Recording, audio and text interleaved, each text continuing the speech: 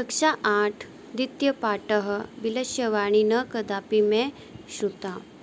बिलस्य यानी गुफा, वाणी यानी आवाज़, न यानी नहीं, कदापि कभी भी, श्रुता सुनना। मेरे द्वारा कभी भी गुफा की आवाज़ नहीं सुनी गई। प्रस्तुत पाठ संस्कृत के प्रसिद्ध कथा ग्रंथ पंचतंत्रम के तृतीय तंत्र काकोलिकियम से संकलित है। पंचतंत्र के मूल लेखक विष्णु शर्मा हैं।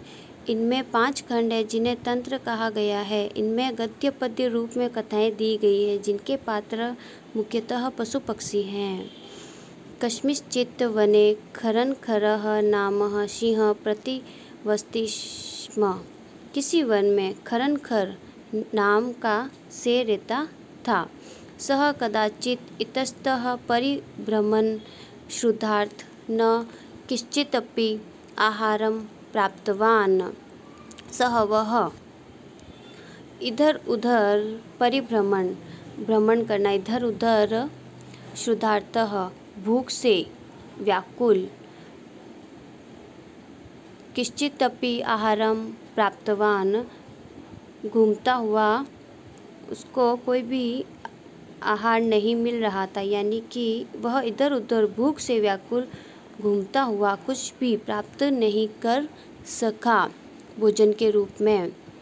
ततः तब सूर्यास्त समय, सूर्य के अस्त के समय, दिन ढलने के समय, एकां महती गुहां दृष्ट्वा, उसे एक बड़ी गुफा दिखाई दी।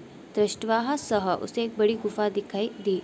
अचिंतयत्, वह निश्चित रूप से, नूनम् एतस्यां गुहायां रात्रौ कोऽपि जीवः आगच्छति। गुहायां यानी गुफा। उसने निश्चित रूप से सोचा कि कोई भी जीव रात को अवश्य ही यहाँ आएगा। अतः अत्रैव निगूढो भूत्वा तिष्ठामि इति। इसलिए वह सोचता है कि मैं यहीं पर छुपकर बैठ जाता हूँ। एतस्मिन् अंतरे गुहायां स्वामी दधिपुच्छः नामकः शृगालः समागच्छत्। एतस्मिन्, इसी बीच, अंतरे, गुहायाः स्वामी दधिपुच्छ, गुफा का मालिक, स्वामी मालिक दधिपुच्छ नाम का शृगालः यानी कि गिद्दड़, समागच्छत्, वहाँ आया। इसी बीच गुफा का मालिक दधिपुच्छ नाम का गिद्दड़ वहाँ आया।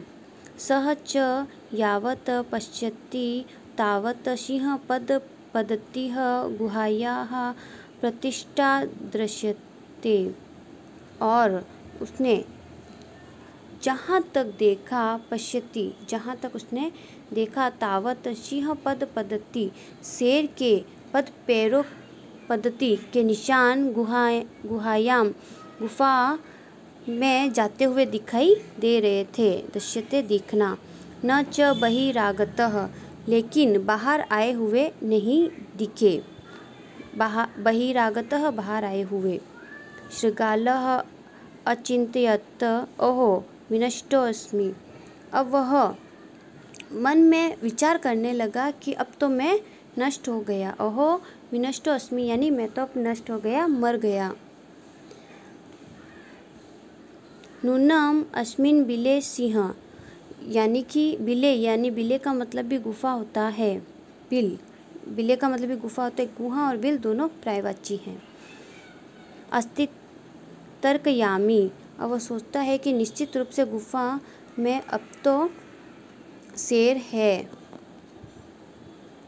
तत्किं करवाणि एव विचिन्त्य दूरस्थः रवः कर्तुमारभत। यह विचार, अब वो सोचने लगा कि निश्चित रूप से उसके अंदर तो शेर है, अब मैं क्या करूं। इस प्रकार सोचकर दूरस्थ, वो थोड़ा बिल से दूर जाकर खड़ा हो गया। रवम कर्तुमारभत, वो बिल, वो बिल।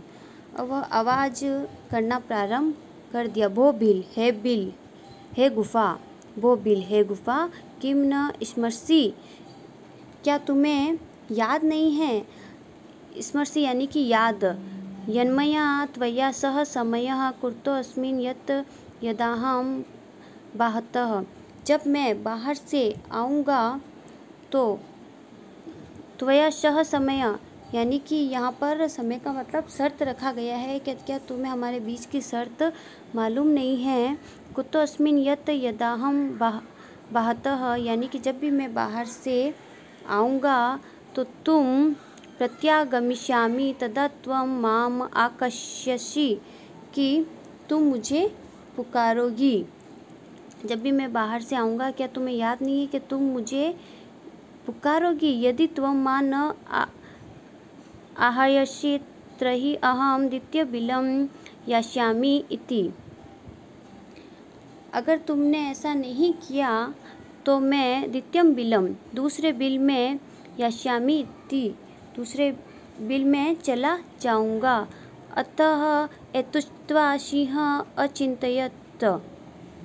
यह सुनकर सिंह निश्चित मतलब सोचने लग गया कि नुन्मेषः गुहा स्वामी सदा समाह्यं करोति यानी कि वह यह सदैव अपने स्वामी को पुकारती है जब वो वापस आता है। परंतु मदभयात् न किंचित् वदति।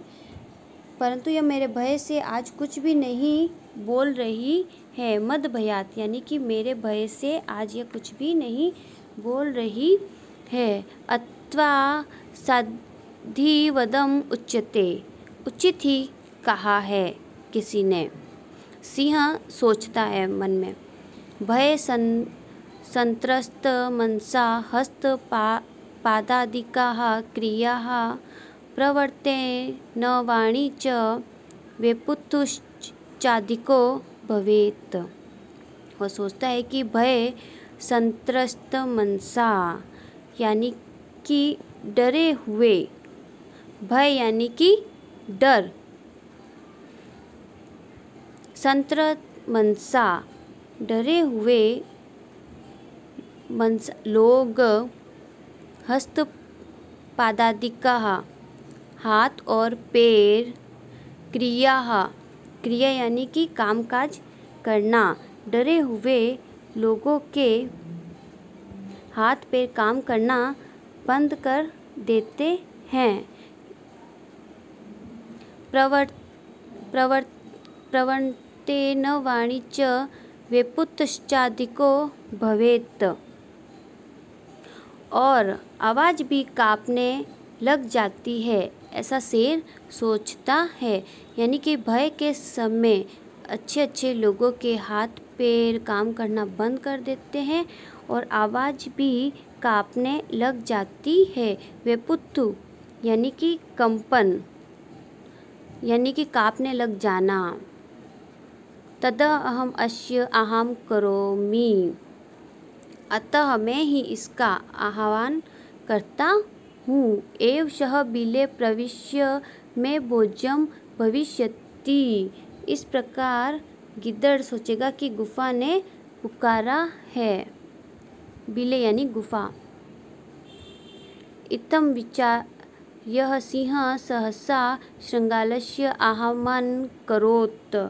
और वह इस प्रकार विचार करके अचानक गिद्दड़ को पुकारता है। सिंहस्य उच्च गर्जन प्रतिध्वनिना सा गुहा उच्चैः शृगालम् आह्वयत्। और शेर की उच्च गर्जना तेज ध्वनि से वह गिद्दड़ को पुकारता है। अनेन अन्यपि पशवः भयभीताः अभवत्। अन्य और भी पशु पक्षी उसकी तेज गर्जना आवाज़ से भयभीत हो जाते हैं। शृगालोऽपि ततः दूरं पलायमान इमं पठत्। इस प्रकार गर्जना से गिद्दड़ वहाँ से दूर भाग चला जाता है और कहता है अनागतम यह कुरुते स शोभते। जो व्यक्ति अनागतम आने वाले दुख को आने वाले समस्या से पहले ही उसका समाधान ढूंढ लेता है, वह स शोच्यते यो न करोत्यानागतम, यानी चिंतनीय होना, यानी कि जो व्यक्ति समस्या आने से पहले उसका समाधान ढूंढ लेता है, वह हमेशा सुखी रहता है। वनेत्र संस्तस्य समागता जरा, जरा यानी कि बुढ़ापा, संस्तस्य रहते हुए, कुरुते करता है। वह कहता है कि जो व्यक्ति समस्या आने से पहले उसका समाधान ढूंढ लेता है, वह हमेशा सुखी रहता है। जो आने वाले दुख पर विचार नहीं करता, वह हमेशा दुखी ही रहता है। वनेस्त्र संस्तस्य समागता जरा, जरा यानी कि बुढ़ापा होता है वह कि मुझे बुढ़ापा आ गया है, लेकिन विलस्यवाणी न कदापि मैं श्रुता, लेकिन मैंने आज तक गुफा की आवाज़ नहीं सुनी, मेरे द्वारा कभी भी गुफा की आवाज़ नहीं सुनी गई। मैं इतना बूढ़ा हो गया हूँ, परंतु मुझे कभी भी गुफा की आवाज़ नहीं सुनाई दी।